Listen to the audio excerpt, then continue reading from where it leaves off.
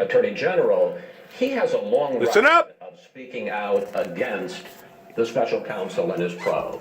I can see a scenario where Jeff Sessions is replaced with a recess appointment, and that Attorney General doesn't fire Bob Mueller, but he just reduces his budget so low that his investigation grinds to almost a halt. The truth is, there was no collusion with the Russians in the Trump campaign. Did you know, before you appointed him, that he had that record and was so critical of Robert Mueller? I did not know that. I did not know he took views on the Mueller investigation as such. And when you found that out? I don't think it had any effect. If you look at those statements they really can be viewed either way, but I don't think it would have any He says effect. there's no collusion. Chris, I'll tell you what. He says you can starve the investigation. What do you do when a person's right? There is no collusion. He happened to be right. I mean, he said it. So if he said there is collusion, I'm supposed to be taking somebody that says there is, because then I wouldn't take him for two reasons. But the number one reason is the fact that he would have been wrong. If he said that there's no collusion, he's right. He is going to have to make, or could potentially make, a lot of big calls in the Mueller investigation. If Mueller decides that he wants to subpoena you, the Attorney General, Whitaker, can block that. If Mueller issues a final report, he can decide how much goes to Congress or doesn't go to Congress. You tweeted this week about, quote, Bob Mueller and his gang of Democrat thugs. Right. If Whitaker decides in any way to limit or curtail the Mueller investigation, are you okay with that? Look, it's going to be up to him. I think he's very well aware politically. I think he's astute politically. He's a very smart person, a very respected person. He's going to do what's right. I really believe he's going to do what's right. But you won't overrule him if he decides to curtail. I would not get involved. And all these people that say, I'm going to end the investigation, they've been saying that now for, how long has this witch hunt gone on? It's gone on for what? Since May of 17. Okay, but how long have I been looked at? You know when I've been looked at? Since July of 2016. From the day I announced, I was looked at as a candidate with nothing, no proof, with phony people like McCabe and Strzok and his lover. You had Lisa Page, his lover. These people were looking at me. They wanted an insurance policy just in case I won or Hillary lost. And this was the insurance policy. It's a scam. There was no collusion whatsoever. And the whole thing is a scam. Your team is preparing written answers to questions about... No, not my team. I'm preparing written answers. I'm the one that does the answer. Yes. Are they writing them out? Yes. Yeah, they're writing what I tell them to write. Are they going to be submitted? At some point very soon, yes. I've completed them. So you are submitting... And it wasn't a big deal. By the way, it wasn't a big deal. The questions were asked and answered. It wasn't a big deal. They make it like I had meetings for many, many hours. I got the questions. I responded. We wrote them out. I read them once. I read them a second time. We made some changes. That's it. They're very simple. You know why? I did nothing wrong. Here's my question, though. You are submitting written answers to the special counsel about the issue of collusion, but not on obstruction of justice. Well, there was no obstruction of justice. Let me, if I may, sir, just I think they probably agree with that. And all you have to do is look at Article 2. Is that your final position, that there's going to be no sit-down interview and nothing, written or in person, on obstruction? I would say probably. Probably. I mean, I can change my mind, but probably. I think we've wasted enough time on this witch hunt, and the answer is probably. We're finished. What are the odds? 1 in 100? I don't do odds. I gave very detailed casinos, sir. You're right, and very successfully, actually. We gave very, very complete answers to a lot of questions that I shouldn't have even been asked. And I think that should solve the problem. I hope it solves the problem. If it doesn't, I'll be told and we'll make a decision at that time. But probably this is the end. Turkish President Erdogan says that he has shared a tape with the U.S. and other countries that is of the killing of Jamal Khashoggi inside the Saudi consulate in Istanbul. Have you, one, either heard the tape yourself or been briefed on it? And if so, to your mind, what does it show? We have the tape. I don't want to hear the tape. No reason for me to hear the tape. Why don't you want to hear it, sir? Because it's a suffering tape. It's a terrible tape. I've been fully briefed on it. There's no reason for me to hear it. In fact, I said to the people, should I? They said, you really shouldn't. There's no reason. I know everything that went on the tape without having to. And what happened? It was very violent, very vicious, and terrible. A month ago, you said you would. In other words, this wouldn't be Hollywood. This wouldn't be make-believe. This would be the real deal towards a man gurgling in his own blood, screaming possibly, hearing the muscle spasms, and hearing what type of hoopla that the vicious animals was surrounding themselves in that type of atmosphere, similar to a bunch of wolves that would fly in and attack its prey and start ripping it apart. In other words, our president don't want to be exposed to that type of negativity simply because it's too gory. It's too gross. You know, whenever it comes to seeking the truth, this is something that our investigators and our detectives has to do routinely on a day-to-day, everyday level. They have to look at dismembered bodies. They have to look at babies that has been mutilated. They got to look at people that's been burned up in vehicle crashes and cars and people that's been mangled in terrible, terrible catastrophes, regardless whether it was war-inflicted or accident-inflicted. The medical industry, they got to see this on a day-to-day, everyday basis. I understand that it's something that you really don't care to want to look at and observe, especially if you don't want to take part in that type of atmosphere. It's kind of like being an undertaker. It takes a certain person, as far as I'm concerned, to be a good undertaker. It takes a good person to be a good doctor, to be a good surgeon. It takes a certain person to work in a medical field pertaining to our first responders and those that are out there working in ambulances and fire trucks and stuff, and even the deputies. They got to visually witness stuff that they have to take home, and it's appalling to them. It's absolutely appalling. But with something this big, this humongous, pertaining to the Saudi government, and with something that probably 25% of the country already suspects foul play that went deeper than just bin Laden pertaining to 9/11, should not our president be inclined to at least listen? If he didn't want to watch the tape, at least listen to what had happened pertaining to the assassination of a journalist? It's just a question. I'm not trying to make a statement. But because of the seriousness of everything pertaining to the Arab, Saudi Arabia,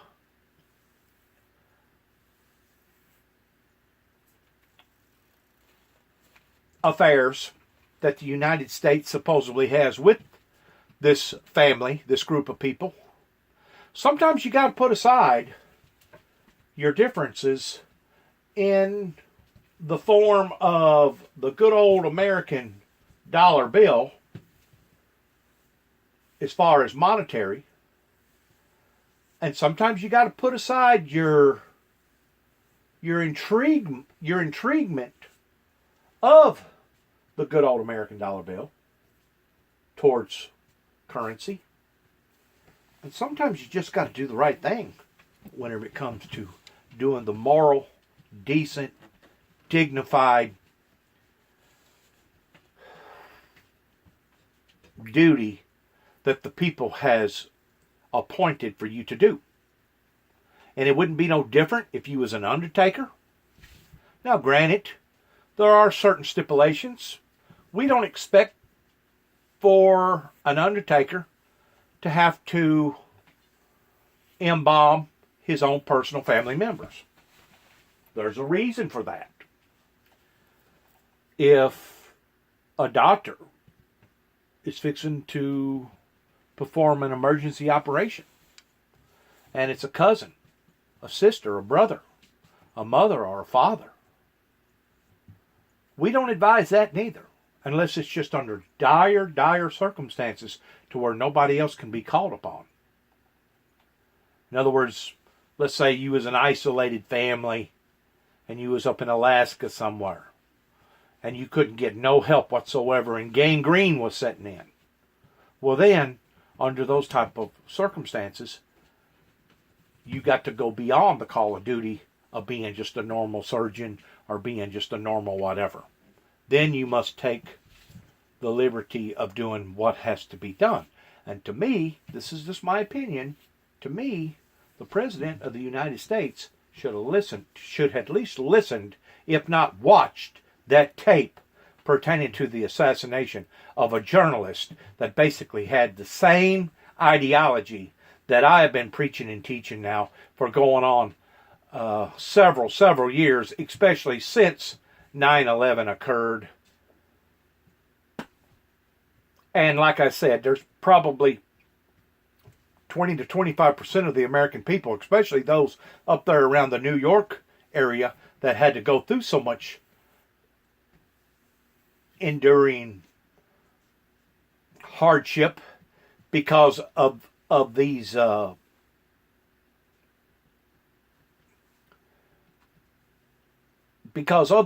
type of people. There's other people, including myself, that believe that the Saudis is much more guiltier, other than just chopping up a journalist and I guess putting him in little bitty boxes and carrying him out, hoping that no one was going to notice. Let's listen to some more of this, please. Spoken with Saudi Crown Prince Mohammed bin Salman, and that he had told you directly that he had no knowledge of this. That's right. And still says that. But we now know sure he that is. some of the people He's going to lie. to him. Anybody's going to lie. Were part of this. Question: did MBS lie to you, sir? I don't know. You know, who can really know? But I can say this: he's got many people now that say he had no knowledge. What if the Crown Prince, speaking to you, the President of the United States, directly lied to you about Well, he told me that he had nothing to do with it. He told me that, I would say, maybe 5 times. Right. At different points. So what if he's lying? As recently as a few days ago. Do you just live with it because you need him? Well, will anybody really know? All right. Will anybody really know? But he did have certain... Yeah, there's people that will really know. First of all, the very person that done that put that order out, already knows. God knows.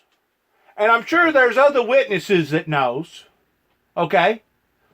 In addition to, why are you, Mr. President, trying to patronize that guy right there simply because of his deep pockets? That's the $64,000 question. Now, whenever you stand as the chief and commander, you're not just standing for one or two, but you're standing for all.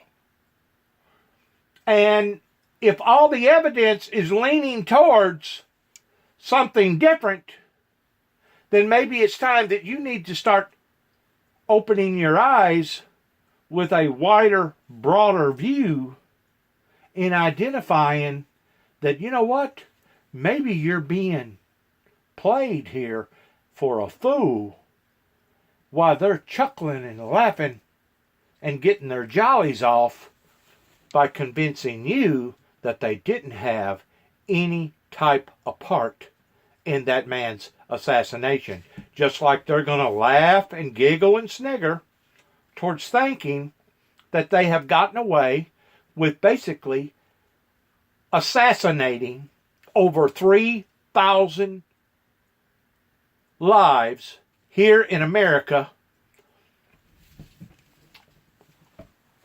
that was citizens. They wasn't even associated with the military.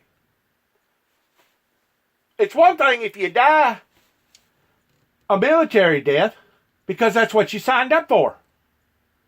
But we're talking about citizens, everyday normal citizens that was working, that had families, that had dreams, that had endeavors, that had lives, similar to the people that perished out in Oklahoma City in 1995.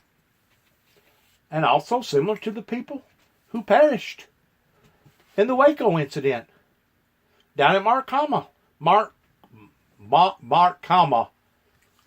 in 1993. These people had lives.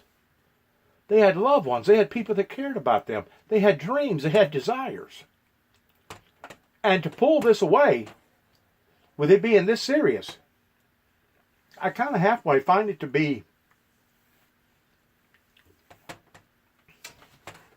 I guess the right word would be inappropriate or unprofessional. Once more, don't join up to be a fireman and expect for you not to see no fires. That's kind of like trying to say, well, water isn't wet. If you have engaged in your duties towards what you're supposed to be accountable for and responsible for, then you need to take the initiative to do that in which what the people expect for you to do, Mr. President. And I realize that that may be just a little harsh. But the fact of the matter is, there's a whole lot of people that don't trust them, don't like them, and never has liked them. I don't care how much black crude oil that they may have over in their little paradise. People that were reasonably close to him that were probably involved. You saw we put on very heavy sanctions, massive sanctions on a large group of people from Saudi Arabia. But at the same time, we do have an ally, and I want to stick with an ally that in many ways has been very good. So if Congress were in many ways has been very bad, to cut off any U.S. involvement in the war in Yemen or to block any arms sales, you won't go along with it? Well, I want to see Yemen end, but it takes two to tango. Iran has to end it also. And Iran is a different country than it was when I took over. It's far weakened because of what I did with the so-called Iran deal, Iran nuclear deal, which was one of the great rip-offs of all time. But I want Saudi to stop, but I want Iran to stop also. When Democrats flipped the House back in 2006 and picked up 30 seats, President Bush 43 had a news conference the next day and said, we had a thumping. Last week, in this election, the House picked up so far its 36 seats. It may be on the way to 40 seats. And your reaction was that it was almost a complete victory. I won the Senate. You don't mention that. Well, excuse me. I won the Senate. I understand that. I think they said 88 years. But this was this is a historically big defeat in the House. You lost 36, maybe 40 seats. Some would argue that it was a thumping. And I want to talk about some of the ways in which you lost. You lost in traditionally Republican suburbs. Not only around liberal cities like Philadelphia and D.C., but also red state big cities like Houston and Oklahoma City. You lost among suburban women. You lost among independents. And in 3 key states that I think you remember pretty well, Wisconsin, Pennsylvania, Michigan, you lost both the governor's seats and the Senate seats. Are you ready? I won the Senate. And that's historic, too. Because if you look at presidents in the White House, it's almost never happened where you won a seat. We now have 53 as opposed to 51. And we have 53 great senators in the U.S. Senate. We won. That's a tremendous victory. Nobody talks about that. That's a far greater victory than it is for the other side. Number 2, I wasn't on the ballot. You kept saying. I said, look at me. I said, look at me. Pretend I'm on the ballot. But I have people, and you see the polls, how good they are. I have people that won't vote unless I'm on the ballot, okay? And I wasn't on the ballot. And almost everybody that I won, I think they said it was 10 out of 11, and I went against President Obama and Oprah Winfrey and Michelle Obama in a great state called Georgia for the governor. and it was all stacked against Brian, and I was the one that went for Brian, and Brian won. Look at Florida. I went down to Florida. Rick Scott won, and he won by a lot. I don't know what happened to all those votes that disappeared at the very end. And if I didn't put a spotlight on that election before it got down to the 12,500 votes, he would have lost that election. Okay, in my opinion, he would have lost. They were taking that election away from him. Rick Scott won Florida. He kept to say, excuse me, a man named Ron DeSantis is now your governor, your new governor of Florida. A wonderful man named DeWine is your governor of the great state of Ohio. Remember what they used to say before my election? You cannot win unless you win Ohio. I won Ohio. We had a tremendous set of victories. You look at the victories. But if you can't carry, and you certainly didn't carry it 2 weeks ago, Michigan, Wisconsin, and Pennsylvania, you're not going to get reelected. I didn't run. I wasn't running. My name wasn't on the ballot. There are many people that think I don't like Congress, that like me a lot. I get it all the time. Sir, we'll never vote unless you're on the ballot. I get it all the time. People are saying, sir, I will never vote unless you're on the ballot. I say, no, go and vote. Well, what do you mean? As much as I try and convince people to go vote, I'm not on the ballot. Up next, much more from our exclusive... He wasn't on the ballot, per se, literally, but figuratively, we know that that was his people that stood for the Republican Party that basically was, in fact, part of Donald Trump's team. We're not stupid. We wasn't born yesterday. We may have been born at night, but it wasn't last night, Mr. President, towards just exactly what had occurred. And by you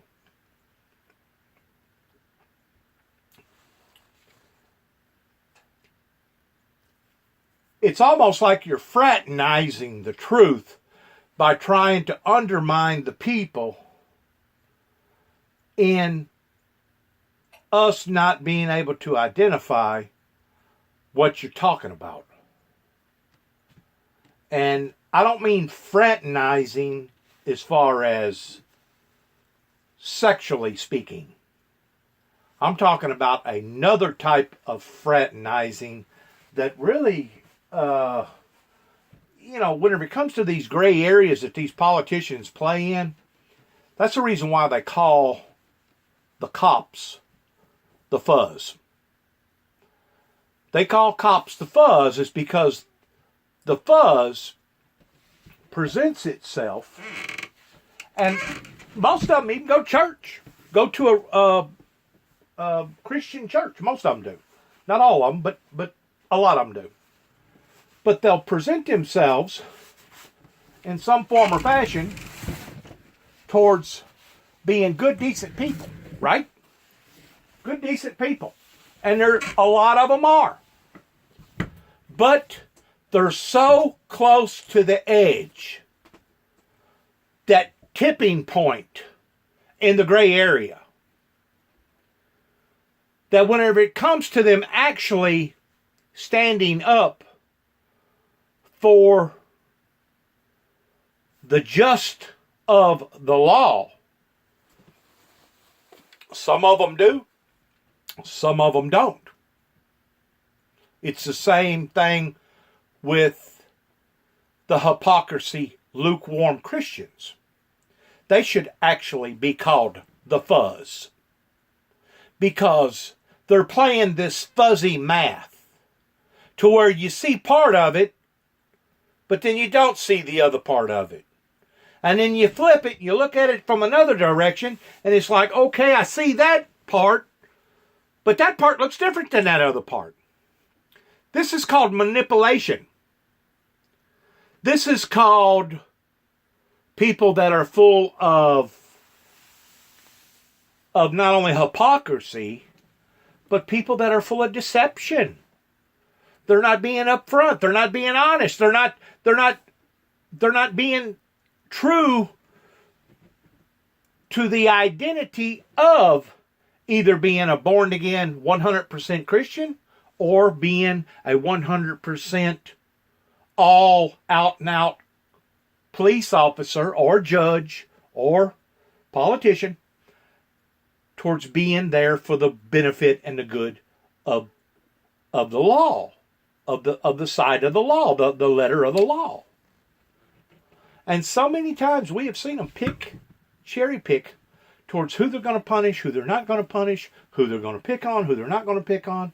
How many times have we seen them take somebody in court and trade them off for another person because of somebody that's pissed them off even more so, but they're willing to compromise on that person's punishment because they're going to do a flip, and the next thing you know, they wind up getting the old Joe that they've been looking for probably 15 years, that they know was guilty of doing that crime. So now it's finally come down to the point that they finally got him, but the only way to get him is to compromise with the DA towards making a plea deal.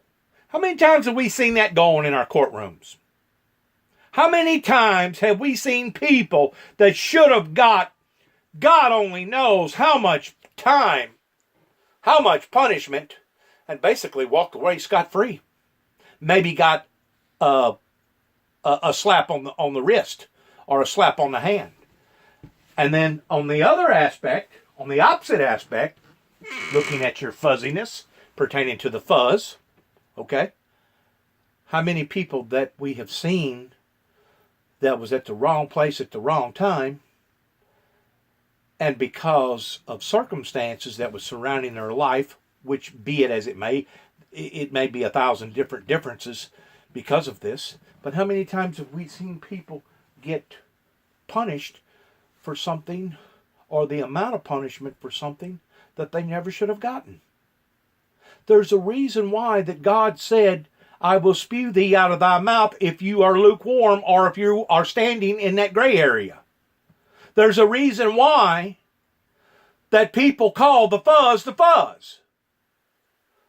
It's the same thing as, I think it was the Bushes that come up with the theology of fuzzy math.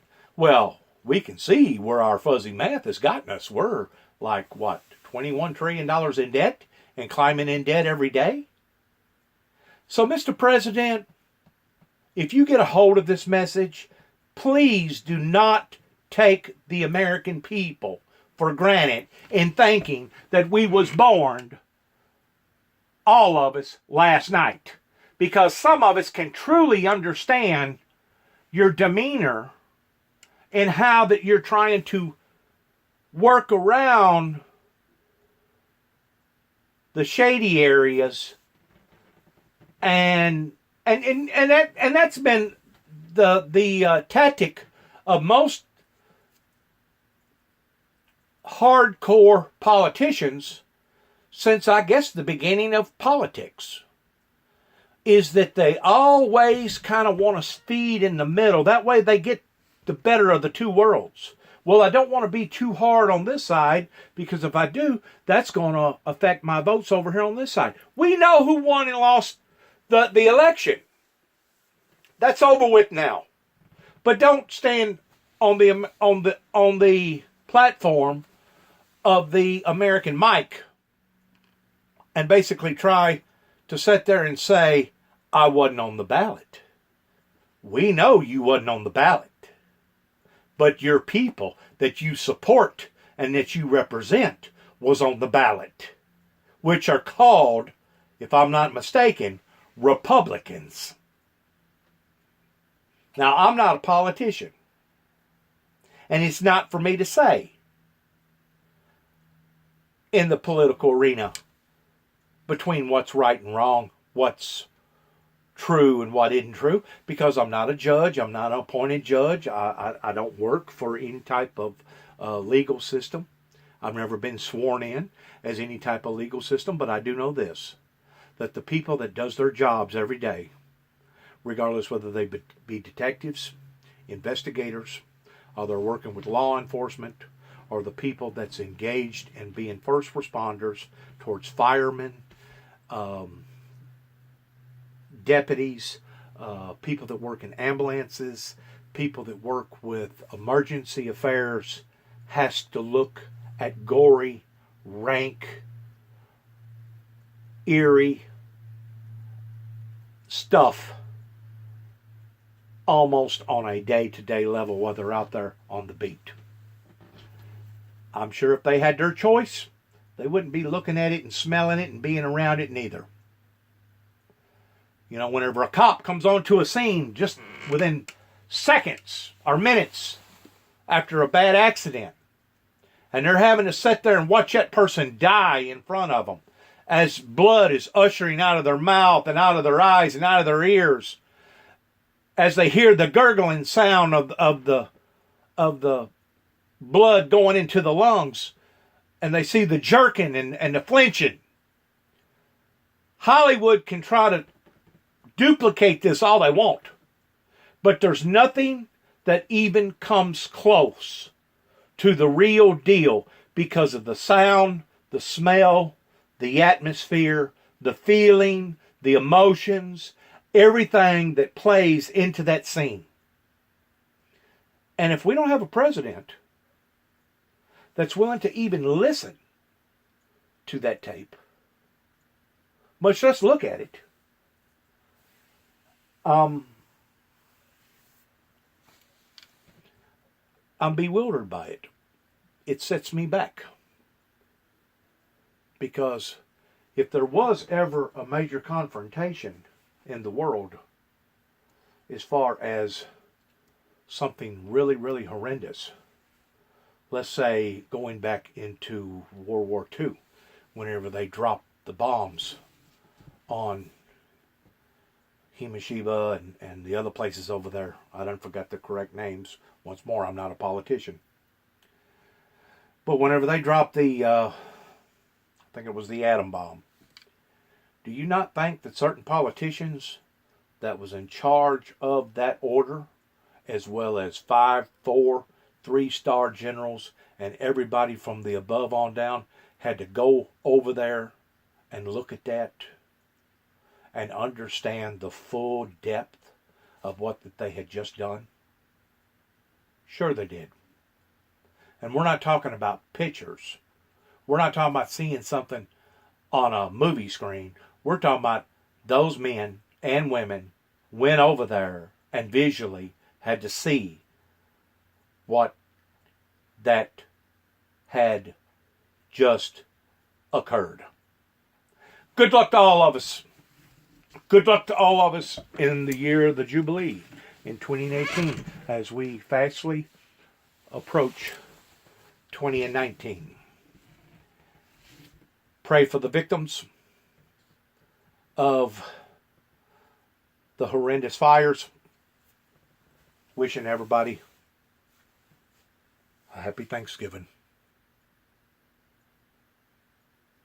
If you got anything at all, if you've got breath in your lungs, if you got a roof over your head, if you got a couple shirts, if you got your health, be extremely thankful. Because there's hundreds of millions of people all over the world that don't have that.